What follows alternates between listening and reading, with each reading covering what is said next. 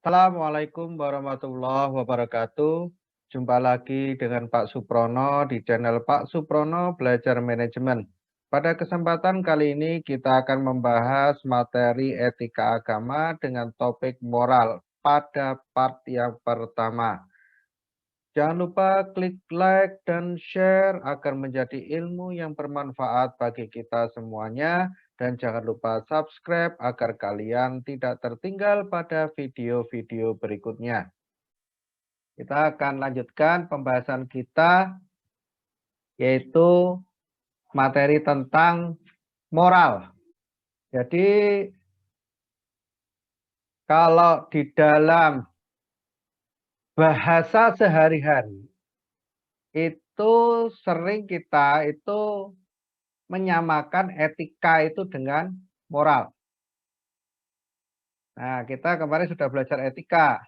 Apakah sama atau tidak dengan moral?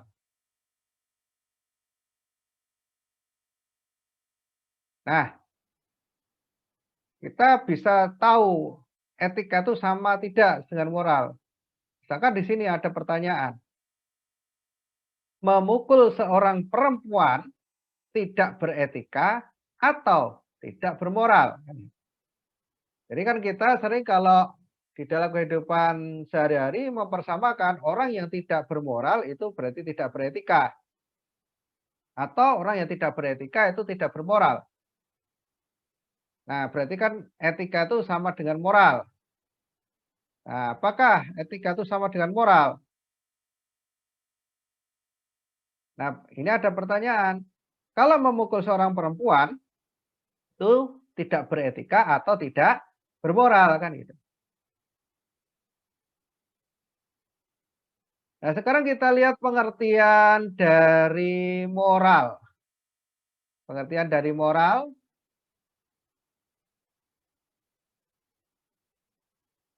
Jadi moral itu dalam bahasa Latin itu sering disebut dengan istilah manusia.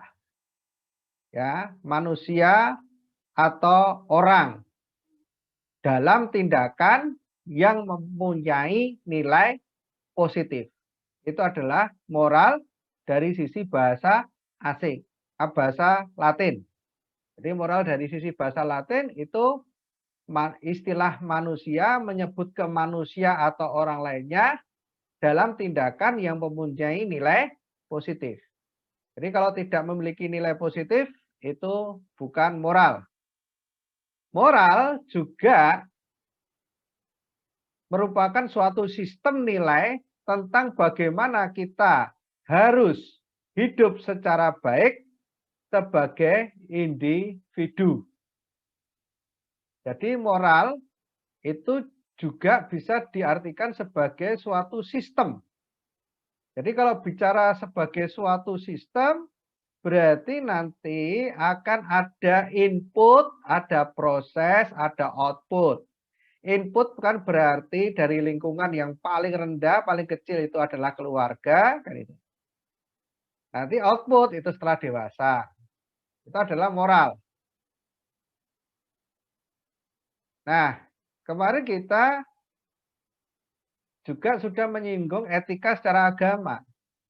Nah, dari sisi keagamaan itu moral ini biasanya dikaitkan dengan ajaran tentang apa yang dilarang dan apa yang wajib dilakukan oleh manusia supaya bisa menjadi baik. Jadi moral ini juga diartikan sebagai suatu ajaran. Ajaran mengenai larangan dan yang wajib dilakukan. Nah, biasanya ajaran yang seperti ini adalah ajaran agama. Jadi moral itu dekat dengan agama.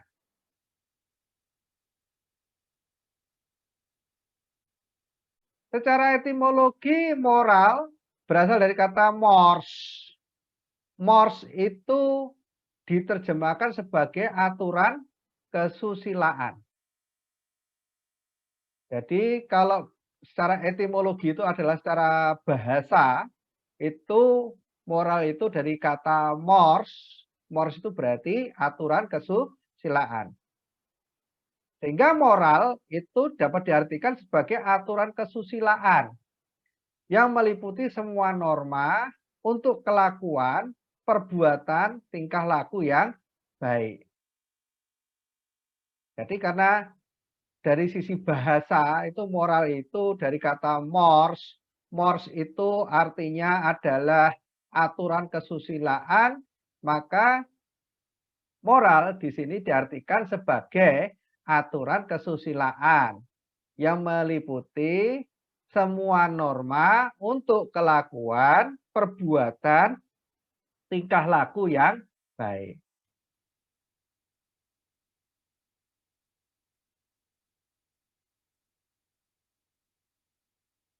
Dalam bahasa Indonesia, kata moral itu berarti akhlak. Nah, ini bahasa Indonesia serapan dari bahasa Arab, yaitu moral itu akhlak atau kesusilaan yang mengandung makna tata tertib batin, tata tertib hati nurani yang menjadi pembimbing tingkah laku batin dalam kehidupan.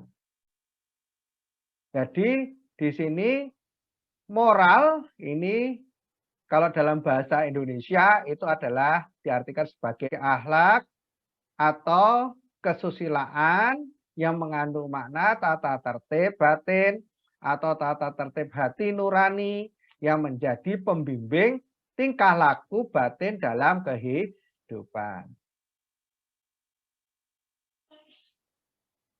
Dalam bahasa Yunani, ini sama dengan etos. Jadi pengertian moral itu sama dengan etos yang menjadi etika. Jadi secara etimologi, etika adalah ajaran tentang baik buruk yang diterima masyarakat tentang sikap, perbuatan, kewajiban, dan sebagainya. Ini bisa diartikan sebagai moral. Nah, jadi kalau dari sisi bahasa Yunani itu moral atau etos ini sama.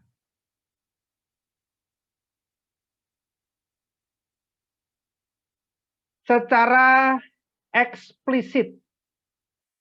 Jadi moral secara eksplisit adalah hal-hal yang berhubungan dengan proses sosialisasi individu. Jadi di sini ada proses sosialisasi individu, berarti ada pergaulan antar manusia dengan manusia yang lain. Tanpa moral, manusia tidak bisa melakukan proses sosialisasi. Jadi ini ada proses sosialisasi. Nah, supaya bisa sosialisasi ini manusia harus diiringi dengan moral. Moral dalam zaman sekarang mempunyai nilai implisit. Karena banyak orang yang mempunyai moral atau sikap amoral itu dari sudut pandang yang sempit. Moral adalah nilai keabsolutan dalam kehidupan bermasyarakat secara utuh. Penilaian terhadap moral diukur dari kebudayaan masyarakat setempat.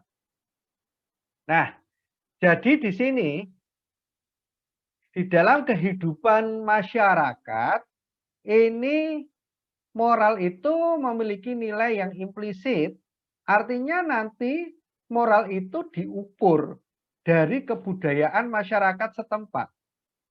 Jadi moral yang ada di Pulau Jawa ini itu beda dengan moral yang ada di Sumatera, Kalimantan, Sulawesi, Maluku, Papua, Nusa Tenggara, Bali itu beda.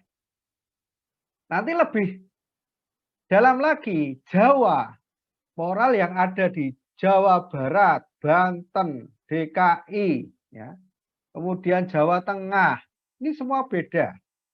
Karena apa? Moral diukur dari kebudayaan masyarakat setempat. Jadi bisa jadi kita, misalkan saya misalkan di Yogyakarta ini dianggap orang yang bermoral. Belum tentu nanti saya keluar dari daerah istimewa Yogyakarta, misalkan ke Jawa Tengah, itu menjadi manusia yang bermoral. Karena memang tolak ukurnya adalah budaya masyarakat setempat.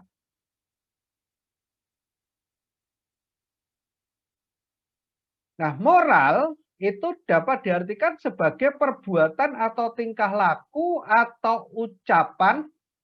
Jadi di sini tidak hanya perbuatan, tingkah laku, tapi juga ucapan seseorang dalam berinteraksi dengan manusia. Jadi di sini ada tingkah laku, ada perbuatan, juga ada ucapan. Jadi moral itu diukurnya tidak hanya dari perbuatan atau tingkah laku, tapi juga dari ucapan. Maka ketika ucapannya itu buruk, kita bisa jadi dianggap tidak bermoral. Nah, ucapannya itu juga di mana dulu kan ya? Ya, dulu kita sudah mempelajari ya etiket komunikasi ya. Nah, di situ dijelaskan juga bagaimana cara berkomunikasi.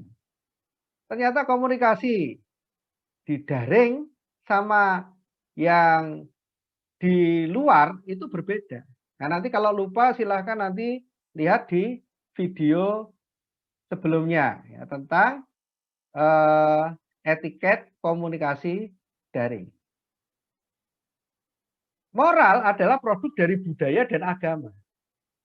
Jadi di sini karena suatu negara itu tidak hanya berdiri dari suatu budaya, tapi juga berdiri dari sebuah agama, maka moral itu dibangun tidak hanya dari budaya, tetapi juga agama. Jadi ada moral agama, ada moral budaya. Bahkan ada moral yang diadopsi oleh budaya dan agama. Contohnya kalau di Yogyakarta itu setiap Maulud Nabi, setiap Maulud Nabi itu ada perayaan. Nah, ini adalah salah satu bentuk moral. Maulud Nabi itu adalah moral agama. Sedangkan perayaan dari Maulud Nabi di daerah istimewa Yogyakarta itu ada ranah budaya. Budayanya namanya sekaten. Nah, ini. Jadi di situ perayaan Maulud Nabi sekaligus ini adalah moral agama sekaligus moral budaya. Jadi, nah di sini, jadi yang namanya moral adalah tata aturan, norma-norma yang bersifat abstrak. Kenapa bersifat abstrak? Kita tidak bisa melihat. Tapi kita wajib mentaati.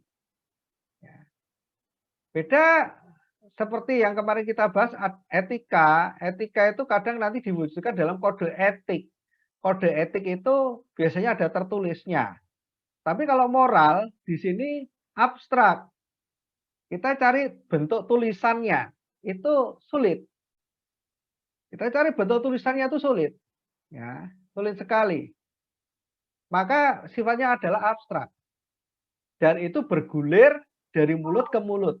Jadi bersifat abstrak, bergulir dari mulut ke mulut, di mana itu mengatur kehidupan manusia untuk melakukan perbuatan tertentu sebagai pengendali yang mengatur manusia untuk menjadi manusia yang lebih baik. Jadi kalau disuruh cari catatannya secara tertulis nggak ada.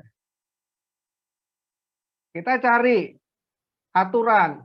Ketika kita lewat di depan orang, lalu kita bilang permisi, itu nggak ada. Nggak ada yang secara tertulis, nggak ada. Inilah yang disebut abstrak. Disebut abstrak itu seperti ini. Nah, Jadi di situ orang patuh karena memang itu sudah diinformasikan, bisa jadi secara turun-menurun. Ini adalah moral. Nah, ini contoh moral. Ini adalah seorang anak. Ya. Moral yang terbentuk ya di sini ada orang tua, ya. Kemudian ada sistem sosial, ada family. Nah, dia moral yang terbentuk di dalam diri dia ini dari lingkungan ini. Nah, contoh moral, aturan dan hukum agama. Aturan dan hukum agama. Ini secara tersurat tidak ada, tapi secara tersirat bisa ada, kan gitu. Jadi contoh kalau yang di Islam apakah harus pakai kerudung? Di Al-Quran cuma tertulis menutup aurat, kan gitu. Kemudian menutupnya sampai ke dada. Nah, menutupnya pakai apa? Tidak disebutkan.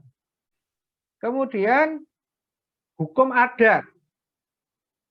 Hukum adat ini jarang yang tertulis. Tapi orang-orang sekitar daerah itu paham bahwa adat ini seperti ini. Makanya muncul adat, contohnya adalah adat temanten. Di masing-masing provinsi beda-beda. Di masing-masing provinsi beda-beda. Nah, kenapa mereka melakukan seperti itu? Ya karena sudah diinformasikan secara turun-temurun ini lewat ini. Ada orang tua, ada keluarga, ada sistem sosial, ada community. Nih. Lalu ada wejangan atau nasihat. Wejangan atau nasihat dari leluhur. Kemudian nasihat orang tua. Ideologi. Pak, itu ideologi Pancasila tertulis, Pancasilanya tertulis, ideologinya. Kan di situ cuma tertulis Pancasila satu, ketuhanan yang Maha Esa. Lalu di situ ada cuma butir-butir. Nah, lalu untuk menyikapinya seperti apa kan tidak tertulis. Nah, ini. Jadi di situ cuma kalau mau dibikin tertulis itu moral itu ya cuma di aturan-aturan baku aja yang bisa dilihat secara umum. Tapi secara prakteknya itu tidak tertulis. Ini contoh moral. Sumber moral, makanya karena contoh moral di sini ada hukum, agama, hukum adat, maka secara tidak langsung sumber moral itu ada dari tradisi, adat, agama, ideologi negara. Ini adalah sumber-sumber dari moral. Jadi sumber-sumber moral itu di situ. Cari moral ya adanya di mana? Kalau agama di mana? Di kitab suci. Nah, adat istiadat ya tanya kepada pemuka adat di situ. Tradisi seperti apa? Kan itu. Kalau ideologi negara, contohnya adalah Pancasila. Pilihannya apa? Dari kitab Pancasila. Pancasila tersebut sebenarnya juga diambil dari sebuah kitab namanya Kitab Suta Soma kan itu. Diambil dari kitab. Makanya cuma bentuknya adalah ringkas. Implementasinya di situ dijabarkan oleh pemuka-pemuka adat atau tokoh-tokoh setempat. Nah, lalu kita ada istilah amoral. Ada istilah amoral. Kadang kita mengartikan amoral itu orang yang tidak bermoral kan. Apa sebenarnya amoral di sini? Contohnya adalah orang sedang berjalan, dua orang wanita bergandengan ini ya. Awalan A itu berarti tidak. Jadi amoral ini kalau diartikan ini tidak berhubungan dengan konteks moral. Jadi bukannya tidak bermoral, tetapi tidak berhubungan dengan konteks moral. Artinya itu tindakan atau perilaku yang netral. Jadi tidak ada aturan-aturan baku di dalam perilaku-perilaku yang amoral tersebut. Sifatnya adalah umum, netral, bebas. Contohnya adalah berjalan. Ya. Duduk, berjalan, duduk, ini adalah perilaku-perilaku amoral. Jadi di sini tidak ada aturan-aturan khusus, aturan-aturan baku di dalam duduk dan berjalan. Memang ada beberapa yang memasukkan berjalan, duduk, itu masuk ke dalam moral. Yaitu apa? Yaitu kemiliteran. Kan gitu. Di militer yang namanya berjalan, duduk, ada aturannya, ada standarnya. Nah, itu menjadikan moral. Di mana moral itu diterapkan? Ya di lingkungan kerja kemiliteran tersebut. Ya di TNI, Polri, itu aturannya seperti itu. Antar sesama TNI, sesama Polri pasti hormat. Nah, ini adalah moral. Tapi kalau di luar, ini termasuk amoral. Untuk masyarakat sipil, amoral. Untuk masyarakat TNI, Polri, termasuk moral. Dua orang seperti ini kalau ini TNI atau Polri, dua orang seperti ini jalannya harus sama. Kalau yang satu melangkah kiri, yang satunya juga harus melangkah kiri. Ini menjadi moral. Tapi karena ini contohnya adalah masyarakat umum, masyarakat biasa, maka berjalan di masyarakat biasa adalah amoral. Kemudian ada istilah immoral. Nah, immoral itu adalah tindakan yang bertentangan dengan moralitas atau tindakan yang melawan ajaran moral. Jadi kalau orang dikatakan tidak bermoral itu sebenarnya bukan pakai istilah amoral, tetapi istilahnya adalah immoral. Jadi immoral itu tindakan yang bertentangan dengan moralitas. Di situ ada aturan-aturan tentang moral yang diterapkan. Kok kita melawan yang menjadi immoral? Berarti kita termasuk yang bertentangan dengan moralitas. Contohnya tadi, di lingkungan TNI, di lingkungan Polri, sesama ketika di lingkungan kerja tersebut, ketemu harus hormat. Itu moral. Kalau tidak hormat, berarti immoral. Pasti ada sanksinya.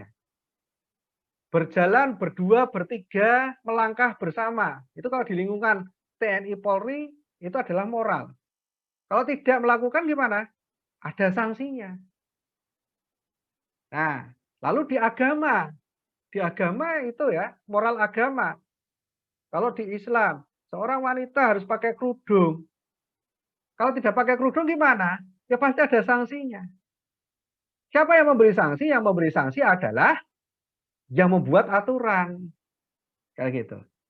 Kalau agama berarti yang memberi sanksi apa? Tuhan. Kayak gitu. Orang, laki-laki, perempuan, itu di dalam aturan agama bagaimana? Tidak boleh berdua-duaan di tempat yang sepi. Ini tidak ada di agama yang mengatur laki-laki, perempuan boleh berdua-dua di tempat yang sepi, itu tidak ada. Semua agama sama. Nah, berarti kalau ada wanita, laki-laki berdua-duaan di tempat sepi, berarti ini sudah melanggar aturan agama. Berarti dia termasuk immoral. Nah, sekarang kita lihat dalam bentuk gambar. Nah, ini ada seorang laki-laki, dia istilahnya digandeng sama seorang ibu-ibu tua. Ini berarti ibu-ibu ini bertumpu ke laki-laki ini. Sekilas Ini adalah perilaku moral. Kenapa? Si ibu tua ini bertumbuh ke laki-laki ini. Nah, kita lihat. Ini apakah bermoral? Kan gitu. Masuk dia mana? Amoral atau immoral kan gitu. Nah, kalau kita cermati lagi di sini ibu tua ini membawa satu krat botol.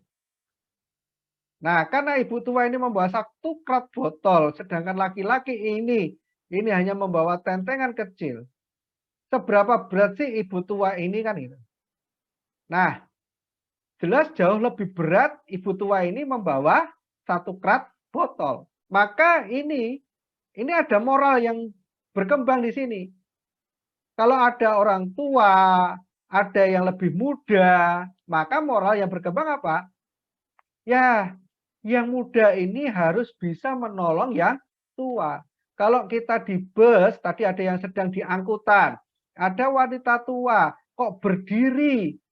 Ya kita seharusnya yang berdiri, yang lebih muda, yang wanita tua yang duduk. Nah, di sini aturan moralnya gimana? Seharusnya krat ini yang membawa adalah yang laki-laki muda ini, bukan ibu-ibu tua ini. Maka karena ada aturan yang berlaku di sini, ada moral yang berlaku di sini, maka ini adalah contoh perilaku immoral. Nah, contoh perilaku immoral. Nah, beda sama yang satu ini. Dia duduk. Ya, dia duduk. Selama tidak ada aturan yang berkembang atau yang mengatur orang itu duduk, maka duduk ini bukan moral. Orang duduk itu bebas. Selama tidak ada yang mengatur. Selama tidak ada yang mengatur. Jadi kalau di dalam agama itu hubungan antar manusia atau sering disebut kalau dalam agama Islam adalah muamalah, hubungan antara agama antar manusia itu adalah semua itu boleh kecuali ada yang mengatur. Nah, kalau di sini tidak ada yang mengatur berarti boleh. Boleh bagaimana cara duduknya itu boleh. Nah, ini berarti masuk kategori amoral. Jadi kalau di dalam agama itu hubungan antar manusia itu semua boleh kecuali ada yang mengatur. Ada aturan yang berkembang di situ. Selama tidak ada aturan yang berkembang, maka boleh. Kayak tadi, kenapa laki-laki perempuan tidak boleh berdua-duaan di tempat yang sepi? Karena semua agama ada yang mengatur. Maka menjadi tidak boleh. Seorang yang mengaku beragama Islam, wanita, itu aturannya ada tidak? Harus menutup aurat? Ada. Berarti kalau tidak menutup aurat berarti immoral. Nah, duduk. Duduk kalau ini kebetulan contohnya adalah bukan orang Indonesia. Di Barat, duduk bebas, tidak ada aturan. Maka di sini masuk kategori bukan immoral, tapi amoral. Tindakan netral. Tapi di daerah istimewa Yogyakarta, di Jawa, duduk itu ada aturannya. Duduk masuk kategori amoral jika duduknya seperti ini. Nah, karena aturan duduknya adalah kalau di Jawa, di daerah istimewa Yogyakarta, ini duduk ini seperti ini. Nah, kalau duduk kakinya ini diangkat di sini, di tempat duduk ini, ya, walaupun bersila, ini kalau di Jawa ini masuk kategori perilaku immoral. Karena duduk itu kalau di Jawa itu kakinya harus ke bawah seperti ini. Nah, ini adalah kenapa ada aturan yang berkembang atau budaya yang berkembang di masyarakat tersebut. Moral dapat dibedakan menjadi dua macam. Ada moral murni. Apa yang dimaksud moral murni? Adalah moral yang terdapat pada setiap manusia sebagai suatu pengejawantahan dari pancaran ilahi. Moral murni ini disebut juga dengan hati nurani. Jadi kalau kita sering menyebut hati nurani atau kamu itu tidak berperasaan kan gitu. Ini adalah kita berbicara adalah moral murni. Dan di sini adalah yang membawa siapa? Itu muncul sudah sejak kita lahir. Yang membawa adalah Tuhan yang Maha Esa, ilahi. Nah, ada moral terapan. Moral terapan ini moral yang didapat dari filosofi, agama, adat yang menguasai pemutaran manusia. Jadi ini adalah dasarnya, basicnya. Jadi kalau di dalam agama disebutkan seorang anak itu lahir menjadi seorang Nasrani, Majusi, Yahudi, atau Islam, atau Buddha, Hindu, Konghucu. Ini adalah yang membawa adalah orang tua. Ini adalah moral murni. Nah, dalam perjalanannya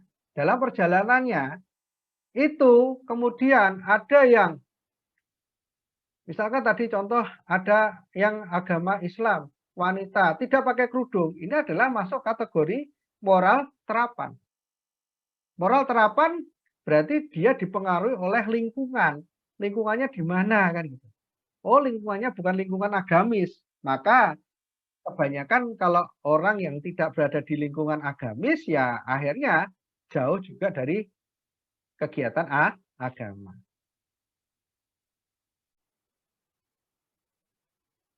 Kaidah moral itu ada 3. Yang pertama, hati nurani. Hati nurani itu merupakan penghayatan tentang baik atau buruk mengenai perilaku manusia dan hati nurani. Jadi kaidah moral yang pertama adalah hati nurani. Ini bentuk, hati nurani itu bentuk penghayatan baik dan buruk.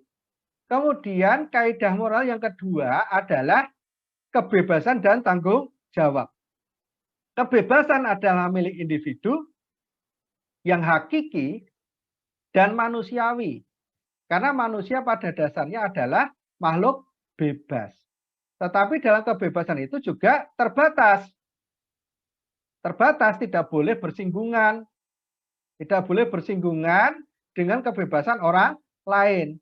Jadi kita itu boleh bebas, tetapi kita harus memahami bahwa orang lain juga ingin bebas. Yang ketiga adalah nilai dan norma moral. Nilai dan norma moral akan muncul ketika berada pada orang lain dan ia akan bergabung dengan nilai lain seperti agama, hukum, budaya. Nilai moral terkait dalam tanggung jawab seseorang. Jadi kalau yang kaidah ketiga itu moral itu ada nilai dan norma. Dan nilai norma ini muncul ketika ada orang lain. Karena ada orang lain maka ada agama, ada hukum, ada budaya kan itu. Ada orang lain.